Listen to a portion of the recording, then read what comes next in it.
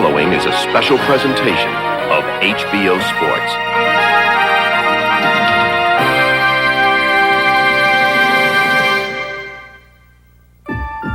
As night surrenders to day, the waking dream returns, a dream of destiny fulfilled. Here is the WBC Super Welterweight Champion of the World, Terrible Terry Norris. Recent days have brought Terry Norris closer to his goal, to be recognized as a great champion. For Norris, strong convictions precede great actions. The difference between a champion and a contender is not always ability, but sometimes will. Norris is so athletic and so quick on his feet and quick with his hands. He just looks eager to work all the time. All things are difficult before they get easy. To improve, I've got to work harder. Terry Norris is trying to load up a knockout punch.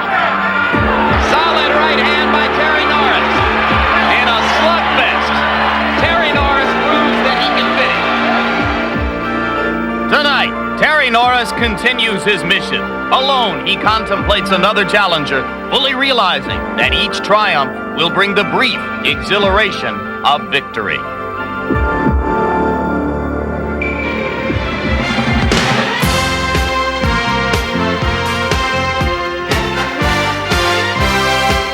Very wobbly in the center of the ring. Takes another right hand. Now tries to fight off the ropes. Combination of Unbelievable! Unbelievable!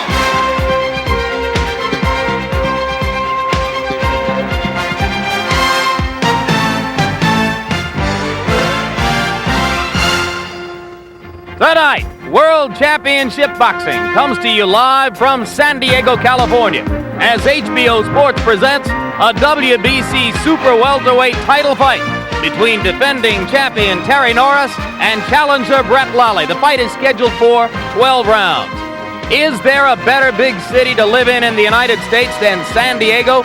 San Diegans don't think so. They're proud of their breathtaking scenery, their year-round sunshine, and when you're here, you don't want to argue with them. But tonight, we are inside the San Diego Sports Arena, where the lights are shining on WBC champion Terry Norris, as he hopes for another big moment in his fourth title defense.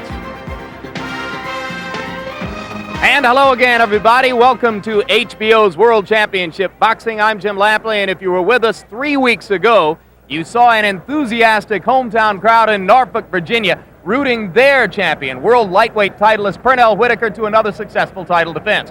Tonight, probably an equally vociferous crowd here in San Diego will hope to do the same for their hometown world champion, 154-pounder Terry Norris. Working with me, as always these days, is heavyweight contender and former champion George Foreman. And George, I mentioned Pernell Whitaker, called by many experts over the course of the past year the best pound-for-pound fighter in the world. That's the kind of accolade, the kind of distinction that Terry Norris dreams about. How close is he to it? Timmy, he's probably, no doubt, the best conditioned middleweight in the business. He can do it all. His destiny, as far as I'm concerned, if you want to be known in the middleweight division, you've got to be Terry Norris. He can get it all. If he wins here today impressively, all middleweights have got to knock on his door. Is he a little wild? Does he need to be more technically polished, do you think? Yeah, he's making up for the polish that he doesn't have with great conditioning. He misses, but he comes back and he's consistent with this missing. And next thing you know, he wears a fellow out with this great conditioning. He's a hero. Well, if there's a problem for Terry Norris in becoming a major superstar, it's the absence of name opponents in his weight class, the 154-pound division. Our boxing analyst, Larry Merchant, with more on that. Larry, as we talk about Brett Lally. Who is he and what is he doing here? Well, Jim, even if you haven't seen Brett Lally, we've all seen the Brett Lallies of boxing. They're very determined, they're very tough, they're resolute, and they're hungry. But also, they don't have as much skill as well and as much punch as want to. So the strong possibility and probability here tonight is that he will succumb to the faster and younger champion. But remember, occasionally a Haugen does beat a Camacho, a Barkley does beat a Hearns, and a James Toney, who lives just a few miles down the road from Lally in Michigan, does beat a Michael Dunn. So he has some hopes here tonight. And one other thing he has going for him, George, and I'm sure this is your inspiration, he's made himself as bald as a clam. That's right. Norris has got red hair and he's got meat color. Yeah, so you'll root for Brett Lally a little bit because of that dome, He's got to huh? do it for the hairdo. Yeah, why should Brett be any different than any other fighter? George roots for them all. But the crowd here tonight will root for Terry Norris as this champion tries to take another step toward what he believes is his boxing destiny.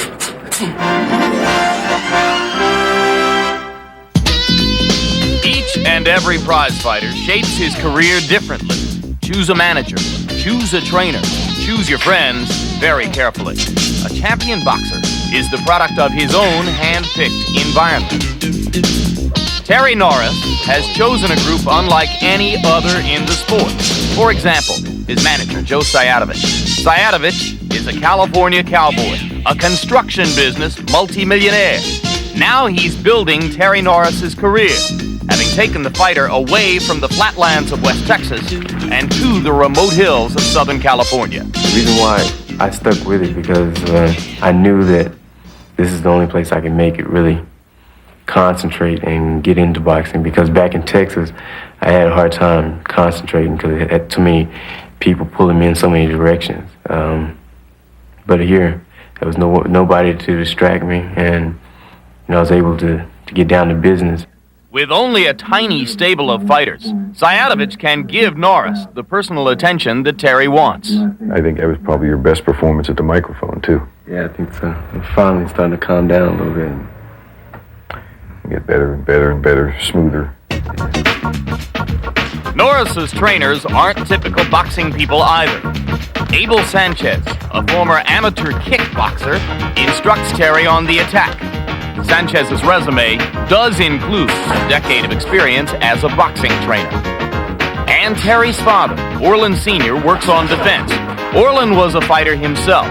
But Terry Norris is careful to limit the role his father plays in training camp. We get into our arguments and stuff, but it's like personal life, Once we step into this gym, it's business, and he becomes just another person to me, right? He's not my dad, he's my trainer. And outside, then he becomes my dad again. Terry Norris is only 24 years old, but he's grown up a lot since becoming a champion and a father. It's hard for him to leave his wife Kelly and his son Terry Jr. at home when Terry spends Monday through Friday in the mountains training before fights. But that pain is eased by the rewards that fighting brings. When I think about my boy, when I'm in here training, whenever I think about my wife, it just pushes me more. It gets me up early in the morning and run 6 to 8 miles. It just pushes me harder to do what I need to do. Terry's brother, Orland Jr., also trains in this camp. The Fighting Norrises appear to be a happy bunch. It's the people that I pick that make me feel good, and that's what we have here, the people that makes me feel good. There's been some ups, and then there's been some downs, and then now there's a lot of, it's up, but I'm happy. I'm happy with my career. I wouldn't change it. I learned a lot from, my mistakes in life, and now I'm a better person because of those mistakes. To paraphrase a famous sports philosopher, boxing is 75% physical, 75% mental. Terry Norris's psychological health is superb. He'll need bodily skills of equal caliber if he's to reach his dream, the pinnacle of the boxing profession. We bring you back live to ringside at the San Diego Sports Arena, where coming up on HBO's World Championship Boxing, Terry Norris defends his WBC 154-pound championship against contender Brett Lally out of Westland, Michigan. This is the most significant boxing match, the highest profile fight to take place in the city of San Diego in 18 years. That one, March 31, 1973, was unforgettable, as a relatively unknown at that point, Ken Norton defeated Muhammad Ali in a split decision brought about partially by the breakage of Ali's jaw. It took place perhaps as early as the first round. It was Norton's coming out party on his way to his status for the next several years as a heavyweight contender. And Larry Merchant, what is it after 18 years that brings big-time boxing back to San Diego? Well, obviously, Terry Norris wants to establish a hometown presence with all the advantages that can imply for now and in the future. But I think there's something else as well. San Diego is a beautiful place, world-famous zoo, wonderful beaches, I checked the ads in the newspapers today. There were 29 of them for stage plays in the surrounding area, 5 more for dance and serious music concerts. But without big-time boxing, Jim, it's culturally deprived. I agree. And we're here to fill the void. Well, we brought our own culture with us, the massive culture of George Foreman. You fought at home in Houston a couple times earlier in your career. Advantage or disadvantage? Well, the major disadvantage is because you get a little too social. You stay out late at night, you're visiting and you're taking awards, and everybody want to pull you, and you're not ready. But if you are ready and you get in that ring, it's not like you at home anymore. The referee, he's not your partner. The judge is not your partner, and definitely those gloves are not your brothers. You can get it. So the bell ring, you're not at home anymore. All right, and of course it doesn't mean much to Brett Lally, who has been to South Africa to beat South Africans and to Philadelphia to beat Philadelphians. He just wants a chance, and he's got it here tonight, even though virtually unknown.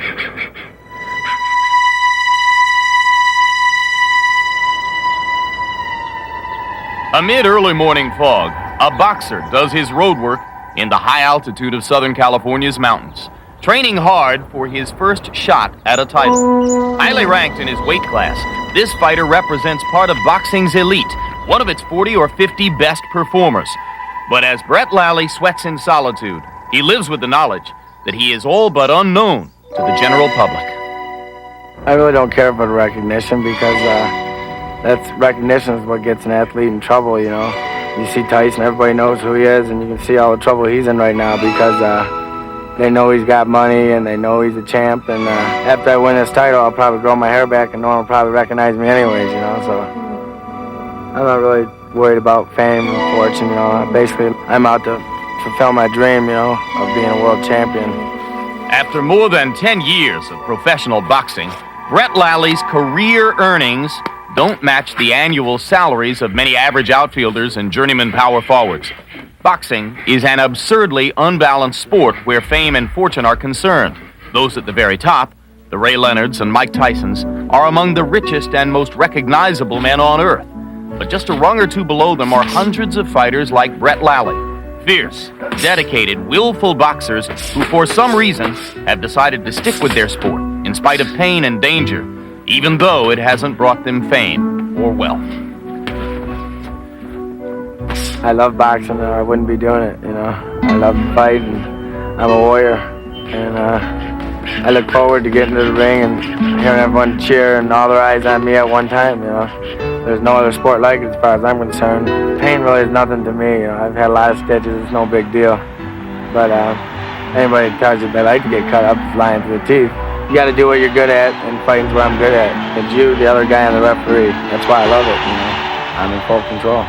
I've never had to make my living by boxing. My brother's got a landscaping business, and I've been doing that for the last 13 years, and I really don't even need boxing. But like I said, that's what I'm good at. As he forces himself through the rigors of training, Brett Lally must think it's at least a little unjust. The number 2 ranked super welterweight contender in the world works as a landscaper to make ends meet. But he knows that all that could change if he can just win this one fight. I'm sure there's a lot of people that think Terry Norris is going to wipe me out, and that's what drives me, because I'm going to show him who's number 1. He better be in the best shape of his life that day, because I know I will be, and I'll be coming out like a tiger. He's a hard guy to box because he's a boxing technician, and I'm going to make him fight my fight. As far as he won't have to look for me because I'll be right in front of his face. Believe me, you're going to see an animal come out of my corner that night. So Brett Lally labors another day, thinking that if only he works hard enough, if only he prepares like never before, if only he can whip Terry Norris, his days of obscurity will be over.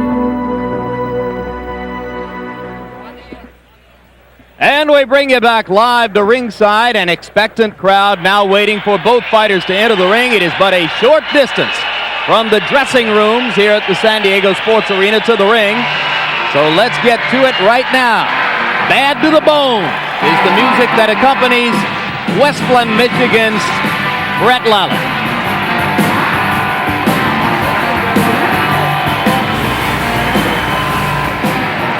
Paul Simon drew about $750,000 to his hometown concert the other night, but this isn't a bad debut for Terry Daniels as a champion here in San Diego. Nice little crowd. Perhaps 7,000 to 8,000 or so. Yeah, I started to say, if Simon got 750,000, Norris, it looks, got 750,000. Brett Lally, 29 wins, 5 losses, 18 KOs. That record's a bit misleading. 4 of the 5 losses were prior to a 2-year layoff in 1985 and 86. Since he came back in 87, he is 12-1. The only loss, a 2-round knockout at the hands of the then still regarded as outstanding Donald Curry. He gives you a different look, Larry. Yes, he does. This is the Brett Lally as his friends in Michigan knew him originally. And here he is in his Desert Storm look. And I suppose this is a change that the New York Yankees will have to worry about, because maybe Don Mattingly will go this route next. That's right. Next question, can Lally play first base? And now the crowd waits to show their enthusiasm for the hometown champion, and he will come out next.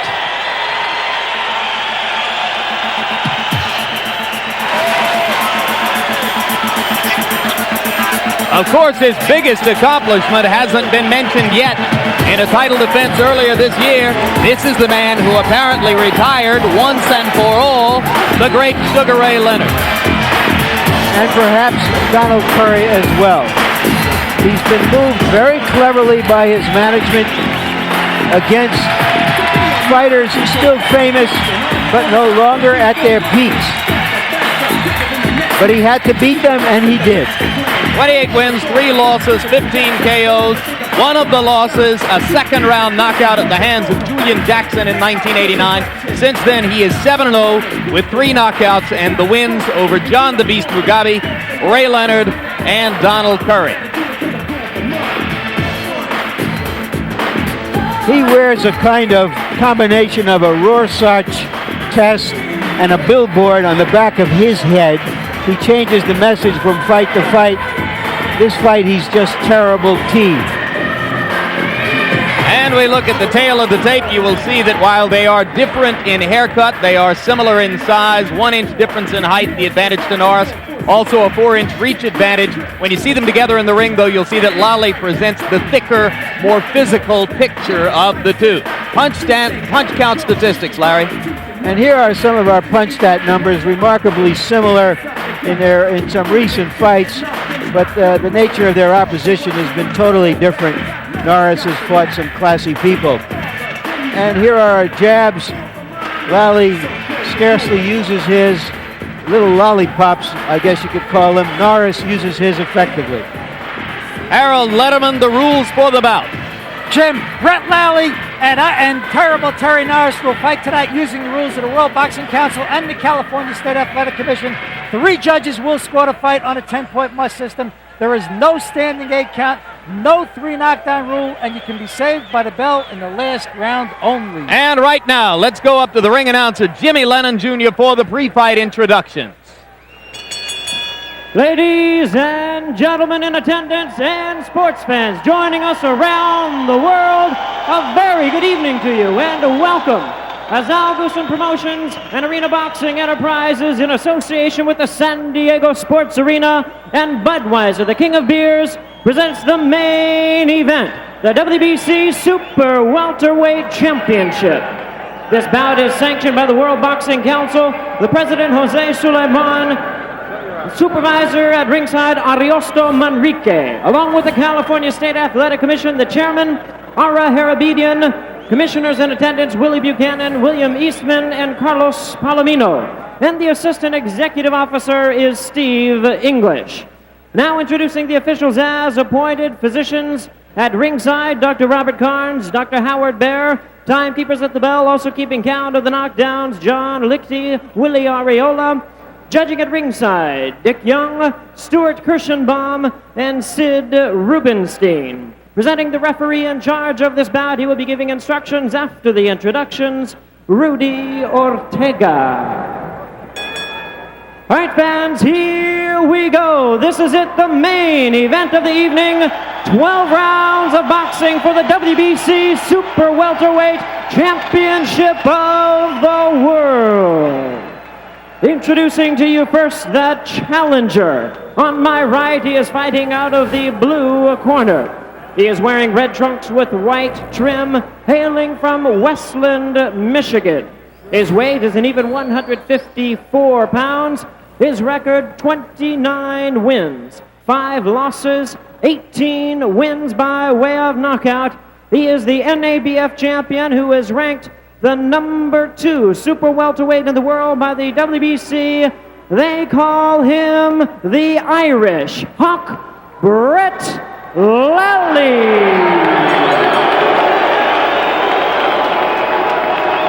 And his opponent across the ring on my left, fighting out of the red corner, is the defending world champion. He enters the ring wearing white trunks with red trim, and he is fighting out of and representing the First Fighter Squadron in Campo, California. His weight is already 153 pounds with a record 28 wins, 3 losses, 15 wins by way of knockout. Introducing the WBC Super Welterweight Champion of the World, known as Terrible Terry Norris.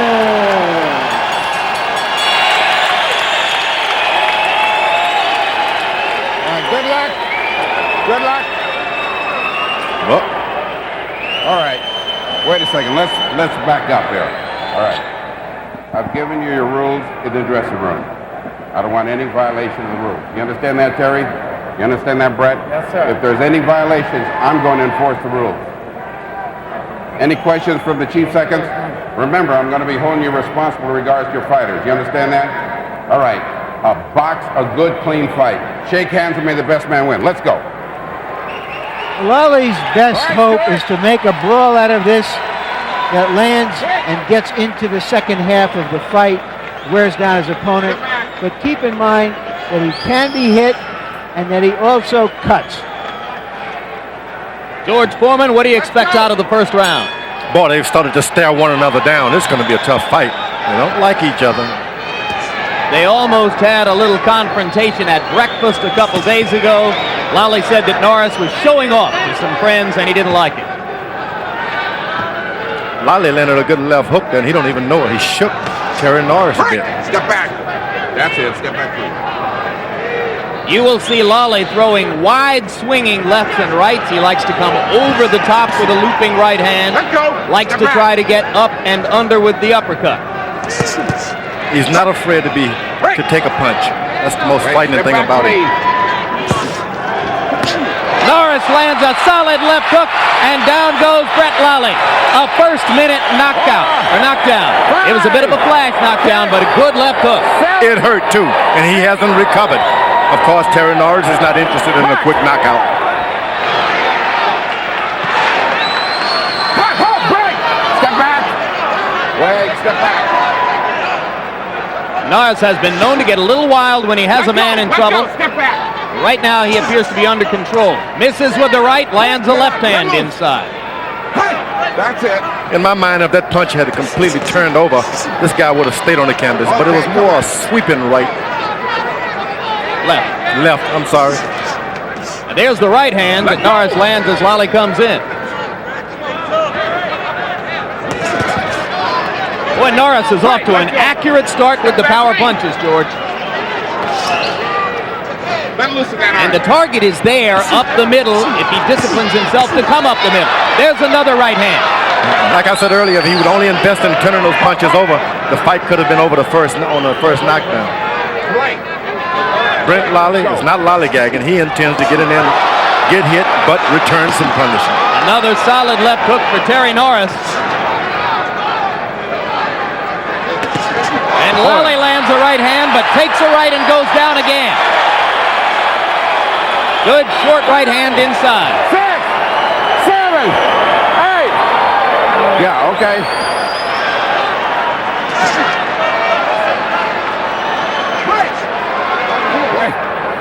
Break when I tell you to break.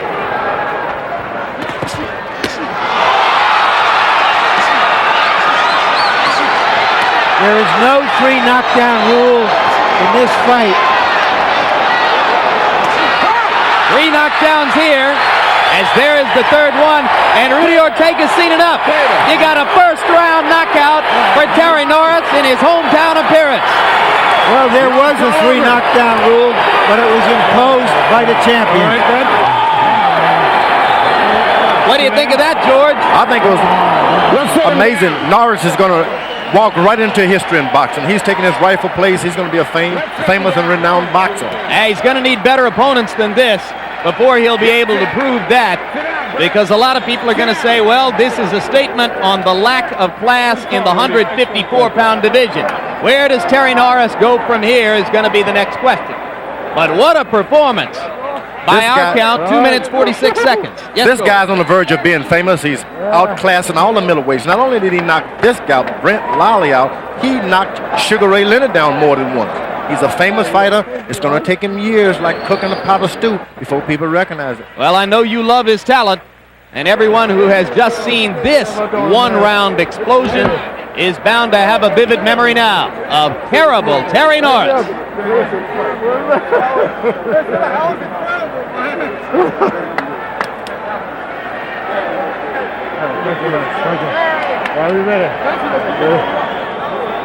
All right, George Foreman, let's take a look at the very first knockdown. Watch the left hand.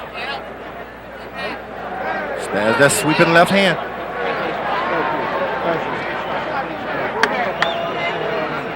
Still the first knockdown. It sweeps him. Like I said, if he would just turn this thing over, he would not have gotten up. All right, Lally failed to protect himself there as they broke apart after contact. You saw the journeyman fighter dropping the right hand and making it easy for Terry Norris. Now, I don't think Lally ever really got his feet under him again. Not really, but you think about it, that's his style, to wade in. If he gets caught 2 or 3 times, it doesn't matter to him. This time, it cost him his chance to win the junior middleweight championship. The second knockdown came on a short right hand inside. Let's take a look at knockdown number 2, George. Norris is so quick. Of course, he got caught himself with one. He shut his eyes and started swinging. Lally was right there. It's not one of the opponents that you got to watch out for. Just throw. Another look at that second knockdown. Well, there were 2 punches, the left and the short right. And an impressive victory for Terry Norris. Don't count this guy as lack of opposition. He wanted to get in there and get a knockout. He told me earlier today he was going to knock Norris out. He shouldn't have approached the fight in that order. All right, that was knockdown number 2. Then there were only 20 seconds left in the round as Norris set up knockdown number 3. Which is the most devastating because he got hit and didn't even know he was hurt. At this point right now, he's hurt. Hasn't got his vision together, and that does it right there. Crunch to go with it. Solid right hand there by Norris. And then as they leaned against the ropes, Terry erupted with a left and the right, as you see.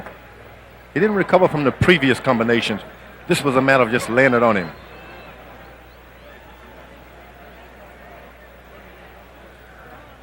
A guy with a haircut like that need not be knocked out in that fashion. You're embarrassed.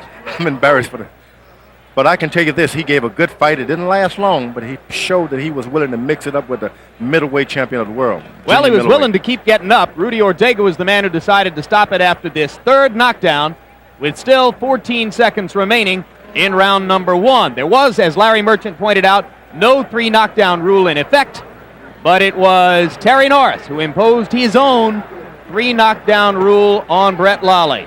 And we take a look at the graphic that shows that in the 154-pound division, in the brief history of this division, going back 20 years, this is the 3rd quickest first-round knockout in a title bout. And let's go to Jimmy Lennon with the official numbers on it. Jimmy? Ladies and gentlemen, we have the time. 2 minutes, 40 seconds in round number 1. Referee in charge, Rudy Ortega, stops the contest. Winner by way of knockout, and still the WBC Super Welterweight Champion of the World, Terrible Terry Norris.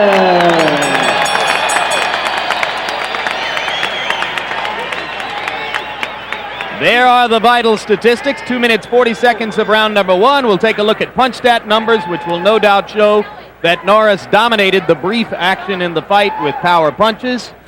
There are the numbers. They threw an almost equal number of punches. Lally only landed 6 times, and Terry Norris, 25 out of 39. George, it was target practice. I can tell you this. Brent Lally gave a good show. It was a short one, but it was a good show. One of the best A better fights show, you've had. though, for Terry Norris, and now he's with Larry Merchant. All right, Terry Norris, you said before the fight you weren't going to look for a knockout. Were you secretly thinking, though, that you were going to get it? Well, first of all, I'd like to give thanks to my Lord Almighty, my Savior, my strength. Second, it was I wasn't looking for the knockout. I had planned for 12 rounds, but I saw that I could hit him easily. So I set him up with the jab. Me and my dad would just finish talking about it in the gym, and in the dressing room, I set him with the jab and finished him off. After the first knockdown, which was just a flash knockdown, did you think he was seriously hurt at that point? I know he was hurt. I caught him good. You know, it was a good shot. You know, my hook is I believe is my strongest punch, and I hit him with a good shot. And I knew eventually, you know, I was going to set him up with a lot of speed, good right hand, and it was going to finish him off. Did he pose any problem for you whatsoever the way he started the fight? No, that was a perfect. I had planned him to start a little fast, so I was ready. I warmed up extra in the dressing room, and I came out ready to go. And I started quick myself. It was perfect the way he started. What now, Terry Norris? There doesn't seem to be anyone in the 154-pound division that can make a serious fight for you, anyone that we know of. Are you going to move up and start to challenge the middleweights? I believe so. By the end of the year, or the first of next year, I'll be fighting as a middleweight. But right now, I'd like to fight, try to unify the titles in the junior middleweight division, then move up to middleweight. But if that doesn't happen, I'll eventually shoot up to middleweight, challenge one of the title holders there. Some people might call you what is known in other sports as a tweener. You know, somewhere between a forward and a guard, that you're maybe not big and strong enough to fight the middleweights. What are your thoughts on that? Well, I believe I have enough power, enough speed. Most of all, I have the speed. I think my speed will kill the middleweight division's power. So I always use my lateral movement and catch them with good shots. This will be perhaps your last fight of the year, or your next to last. How would you, looking back, seeing that you beat a Sugar Ray Leonard, that you beat a Donald Curry, how would you characterize this year in your career? Well, I characterize this year as a very successful year for Terry Norris. Terry's starting to make a statement in the boxing world. Now that everybody knows who Terry Norris is, there's just bigger and better things for Terry to accomplish. People around you seem very, very eager to want to get you a great big payday by fighting somebody, looking for somebody famous right away. Do you feel that has to happen quickly, or is that just going to take time? It's going to take time. I'm a young guy. I'm 24 years old. You know, I'm at my best. Eventually, I'm gonna get better. I know that I'm gonna get better. But I'm gonna keep fighting and keep putting fights in front of me, keep knocking people off. Eventually, I have to get those big money fights. Right now, it's not bad. You know, I'm making a lot of money now. But eventually, you know, I have to make the big dollars. You know, we've gotten used to in modern times that once a young fighter loses once or twice or 3 times, they want to dismiss him. Yet you've lost 3 fights. You're here now and reestablished yourself. I guess you're trying to prove that you don't have to be undefeated to be good. That's exactly what I'm doing. I had some little ups. I had some downs, exactly. And I came back. You know, I rebounded from those downs, and now I'm a better fighter because of all those 3 fights that I lost. I'm a better fighter now. Thank you very much, Terry. Back to you, Jim and George. All right, thank you. All right, thank you very much, Larry. And George, we're going to go back and take a look at all of the entire fight, 2 minutes and 40 seconds. My first question to you, before we get a look at this, Terry Norris scores the first knockdown about 14 or 15 seconds into the bout. At that point, you suggested that he would not be looking for an early knockout. You still believe he didn't have it on his mind? He didn't really go for the finish. It just happened and made itself happen because Brent Lally just waited in there. He ran into those shots. They wasn't sought out. He didn't seek it out. It just sort of happened. Of course, Lally doesn't know any other way to fight. Right, and this was his chance. if it had been me in a guy's hometown, I would have tried to steal a fight by winning on points. Don't wade in, but I guess he figured he had to punch his chance. All right, well, let's take a look now at the entire fight. Once again, there was a lot of expectation as we got ready for round number one. This hometown crowd was ready to see Terry Norris at his best, and that's what they got. We are looking at this from the very beginning now, and once again, we've shown you all three knockdowns, so you will see them coming. Keep in mind that, as Larry Merchant pointed out, there was no three knockdown rule in effect, so there was no particular tension after the second knockdown as we waited to see if Norris would be able to score the third. And I believe now, as we watch this on tape, that we may have picked it up far enough into the first round that we have already missed the first knockdown. We're getting ready to see knockdown number two. George, talk a little bit about what Terry done. But Lally, he's wading in, mostly leading with his chin himself. He didn't just get knocked out, he just gave it to the guy, in my opinion. He could have fought a better fight and got 6 or 7 rounds into this thing and maybe pulled off the big one. All right, well, that was the first of the 3 knockdowns. Norris scored that with the left hook. And he landed the left hook virtually every time he threw it. Norris, yes, not all the skills in the world, but he makes up with such great, tremendous conditioning. He sweeps you and keeps sweeping, and eventually you fall by exhaustion of being hit so many times. Of course, you'll recall that our punch stat numbers suggested that Terry Norris landed 25 of the 39 punches that he threw in round number 1. Lally is a guy who comes from the sides and leaves the opening up the middle. But don't you think that Norris was not hurt in that fight? He had been hurt a few times. As a matter of fact, it was Brent Lally who picked the fight. Norris pretty much retaliated. Midway through round number 1 now. Already 1 knockdown to Norris's credit. And I think you're right, George. I don't think he was thinking at this point about the possibility of getting an early knockout. Brent Lally is such a great fighter. He's just not thinking about winning on points. He wants to knock out. He gets hit hard rather than get back and get himself together. He tries to land one in retaliation, and he gets hurt. So unfortunate for him that the fight had to end so quick, but he got caught that time. The lightning left hook followed by the short right hand there. You can see the quickness of Terry Norris's hands. There are discussions of 147-pound fighters like Simon Brown and Meldrick Taylor moving up to fight Norris at this weight, 154. After they see this, it's unlikely anybody's going to take that chance. Norris, in my mind, is the best middleweight on the scene, pound for pound. Nobody can whip him in the middleweight division. Of course, I've been wrong so many times. Yeah, but you're having a ball, George. And I guess what you're saying is you think that if he gains the extra 6 pounds and goes up to 160, he'd win there, too. That was the 3rd knockdown.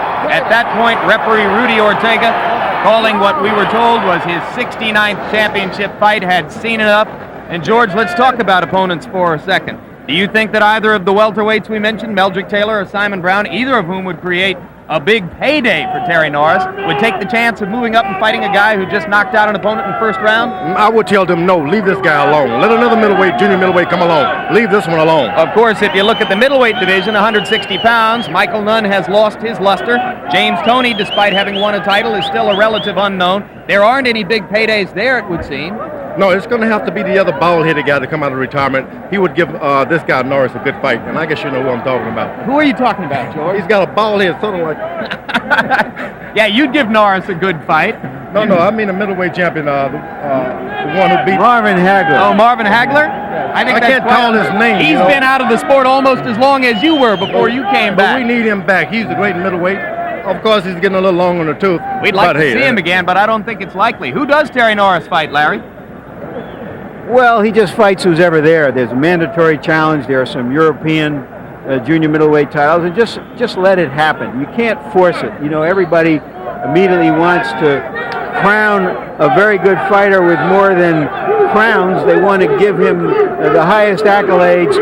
It will take time. He's had a great year. I mean, he came from nowhere to beat Sugar Ray Leonard and establish himself very quickly, and I think that in time he has the potential to move on the way Marvin Hagler did. People tend to forget that early in Marvin Hagler's career, everybody was saying, well, he's a good fighter, but he didn't establish credibility. There are very, very few athletes who have instant magic box office attraction.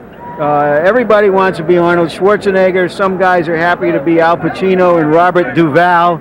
And over a number of years, these very good actors become famous and make a lot of money. That's the route he's going to go. I think it's a measure of how good this fighter is. And he came back from a knockout, beat another power puncher like John Mugabe to win the title, then did what he did this year. It's good for me personally to see, because I don't like the attitude that you have to protect the fighter, keep him unbeaten. No, Joe Sciatovich likes for Terry to fight. Yeah, and if he lost along the way, if he's really got the stuff of a champion, it'll come out, and it has. And that's what's happened since his second-round knockout loss to Julian Jackson in 1989. Incidentally, a footnote. You may hear all the boisterous excitement that surrounds us here at ringside. That has to do with the presence of this man, George Foreman, who is still the biggest star in America 4 months after his loss to Evander Holyfield. Come back, Sugar Ray. Hey, Come George. back, Sugar Ray Leonard. So you had a fight on September 7, and it was canceled because you're battling this leg injury that you got in a pickup basketball game. Yeah, what everybody, promoters, they yeah, I shouldn't know, have you elbowed shouldn't me. play with promoters. Everybody wants to know if, in fact, the Tyson-Holyfield match falls out on November 8th because of Tyson's potential legal problems in Indianapolis, or some other situation which might arise. Are you available to fight on November 8th against That's Evander right. I'll go Holyfield? right up against November 8th. I'd fight for the title. I'd love to do it. I'm in great shape for that. And you'll drop your $100 million lawsuit against Holyfield. Well, he choked on that one. So you want to have your $100 million lawsuit and the championship matchup too, huh? God bless the child. Ah, God bless the child. God is blessing the man, that's for sure. What do you think about all that, Larry?